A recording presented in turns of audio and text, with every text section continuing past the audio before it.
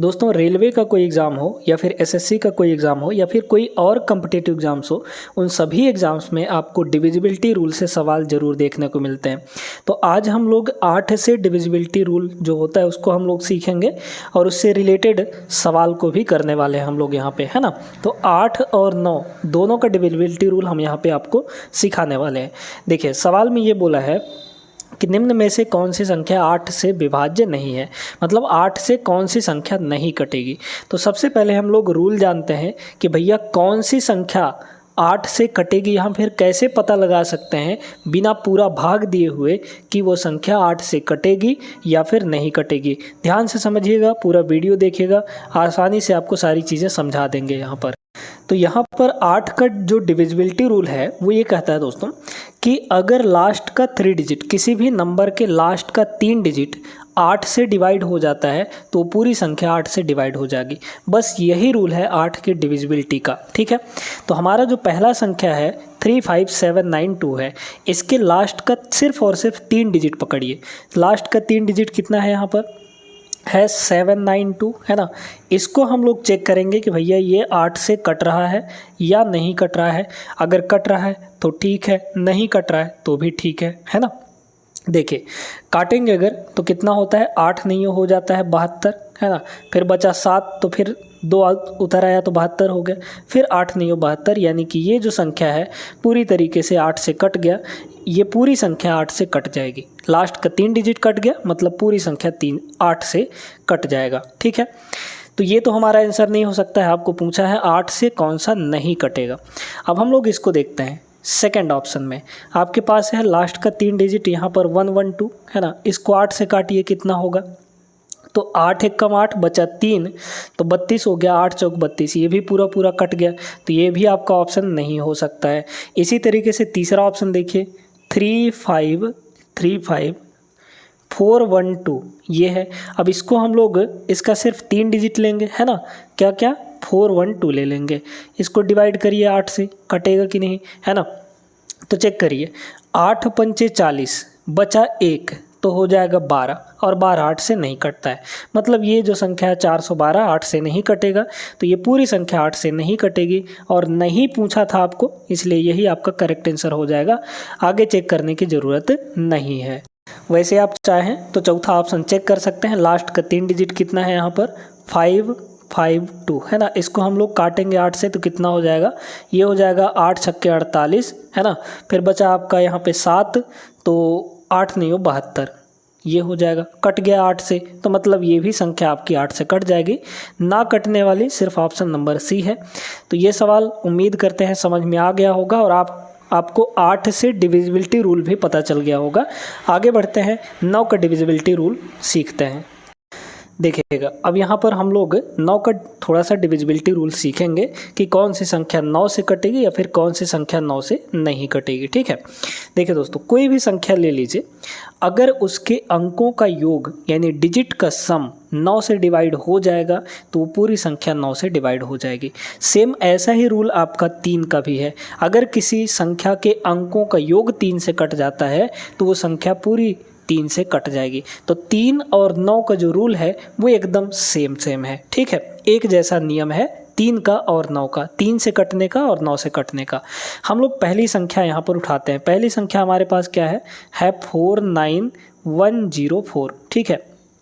अब यहाँ पर इसके अंकों को अगर जोड़ा जाए तो क्या मिलेगा हमको मिलेगा यहाँ पर 4 और 9 13, 13 1 14, 14 और 4 18, तो ये 18 आ गया। अब इस 18 को देखिए, क्या ये 9 से डिवाइड हो जाएगा, बिल्कुल हो जाएगा। 2 आएगा आपका डिवाइड होके, पूरी तरीके से डिवाइड होना चाहिए। तो इसका मतलब ये है कि ये पूरी संख्या 9 से डिवाइड हो जाएगी। आपको पूछा क्या था, कौन सी संख्या 9 से विभाज्य नहीं है, तो नहीं है वाला ऑप्शन आपको यहाँ पे चूज करना है करेक्ट आंसर में, ठीक है। तो ये तो हो जा रहा है, ये आपका आंसर नहीं होगा, ठीक है। दोस्तों यहाँ पर एक बात समझिएगा कि जब भी हम 9 या फिर 3 का डिविजिबिलिटी चेक करते हैं कि कौन सी संख्या 3 से कटेगी या फिर कौन सी संख्या 9 से कटेगी, तो इसके लिए हम लोग ऐसे अंकों को जोड़ते नहीं रहते हैं। जितने अंक मिलाकर 9 हो जाते हैं उनको हम रफा दफा कर देते हैं, हटा देते हैं। जैसे मान लीजिए कि आपके ऑप्शन नंबर यहाँ पर बी में अगर हम लोग चेक करना चाहें तो बी ऑप्शन हमारा क्या है, यहाँ पर 77832 है ना, ये आपका नंबर है। अब इसके अंकों को आपको जोड़ना नहीं है, थोड़ा सा एक नया अप्रोच सीखिए कि जितने अंक मिलाकर 9 हो जाते हैं उनको हटा दीजिए। जैसे यहाँ पर 7 और 2 मिलाकर 9 हो जाएगा, हटा देंगे, है ना। अब जो बचे हुए हैं उनको जोड़ लीजिए, कितना हो जाएगा यहाँ पर, तो 7 और 8 15, 15 और 3 ये हो जाएगा 18, तो ये हो गया 18। अब 18 9 से कट जाता है, मतलब ये संख्या भी 9 से आपकी कट जाएगी, ठीक है ना। तो बी ऑप्शन भी आपका आंसर नहीं होगा क्योंकि इसमें नहीं पूछा था। तीसरे ऑप्शन पे आते हैं। तीसरे में देखिए, अब डायरेक्ट करते हैं हम लोग, है ना। इसमें देखिए कि कौन कौन सी संख्याएं मिलकर 9 हो जा रही हैं, तो आप देख पाएंगे कि यहाँ पर तो ऐसा कुछ है नहीं, है ना। तो सभी को जोड़ दीजिए, सभी को जोड़ेंगे तो कितना हो जाएगा, 5 3 8 और इधर भी 5 3 8, 8 और 8 16 हो गया, 16 और 2 आपका 18 हो गया। तो यहाँ पर सभी अंकों का योग 18 है, मतलब ये संख्या 9 से कट जाएगी क्योंकि 18 कट रहा है। इसी तरीके से इसको भी चेक कर लीजिए। अब इसमें देखिए, इसमें जितने अंक मिलाकर 9 हो जा रहे हैं उनको हटाइए पहले। 4 और 5 मिलकर 9 होगा, हटा दिए। 9 खुद में 9 है, हटा दिए। बचा क्या, 3 और 0, तो 3 और 0 को ऐड करेंगे कितना आ जाएगा, 3। अब 3 जो है 9 से नहीं डिवाइड होता, इसका मतलब ये संख्या 9 से नहीं कटेगी। तो डी ऑप्शन इसका करेक्ट आंसर हो जाएगा।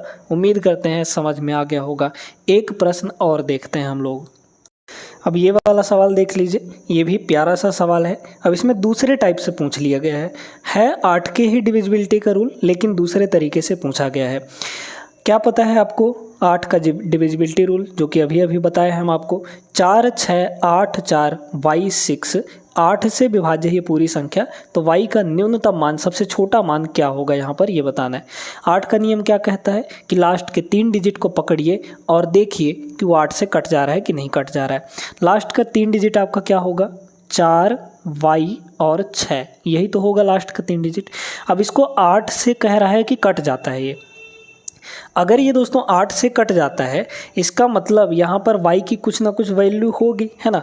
तो y की वैल्यू मान लीजिए कि हम यहाँ पर अगर 0 रखते हैं, तो अगर हम 0 यहाँ पे रख दिए तो क्या होगा, ये 40 बन जाएगा। तो 8 पंचे 40, भाई मान लीजिए कि हम 0 यहाँ पे रखते हैं तो 406 होगा, और इसको 8 से काटिए भला। 8 पंचे ये हो गया 40, बचा आपका 6, नहीं कट पाएगा, है ना। तो 0 रखने पर आपका नहीं कटा। अब क्या रखिए, मान लीजिए कि हम 1 रख रहे हैं, ठीक है, या फिर 0 आपको नहीं रखना है। आप ऑप्शन में से देखिए ना भाई कि कौन सा y का वैल्यू हम न्यूनतम ले सकते हैं। तो पहले 1 को उठाइए, सबसे छोटा वाला उठाइए, 1 को उठाइए, तो y का मान 1 रखिए यहाँ पर, तो 416 हो जाएगा। अब इसको 8 से काट के देख लीजिए कट रहा है कि नहीं, तो हो जाएगा 8 पंचे 40, बचा आपका 1, तो 16 हो गया, और 8 दूना 16, यानी कि कट गया ये। y की वैल्यू क्या लेने पर कटा है, 1 लेने पर, है ना। तो y की वैल्यू यहाँ पर कितनी हो जाएगी, न्यूनतम मान सबसे छोटी वैल्यू वो 1 हो जाएगी। क्लियर हो गया कि नहीं, तो option C is the right answer. आप लोग अगर रेलवे के लिए चैप्टर वाइज क्लासेस करना चाहते हैं मैथ्स की, तो हमारे दूसरे यूट्यूब चैनल मैथ शिक्षा पर, चैनल का नाम क्या है यहाँ पर, मैथ्स शिक्षा, ठीक है, मैथ शिक्षा। इस चैनल पर आप लोग विजिट कर सकते हैं, वहाँ पर रेलवे के लिए चैप्टर वाइज क्लासेस हम आप चला रहे हैं, तो इस चैनल को भी ज़रूर सब्सक्राइब कर लीजिएगा। मिलते हैं अगले वीडियो में ऐसे ही बेहतरीन कॉन्सेप्ट लेकर। जय हिंद।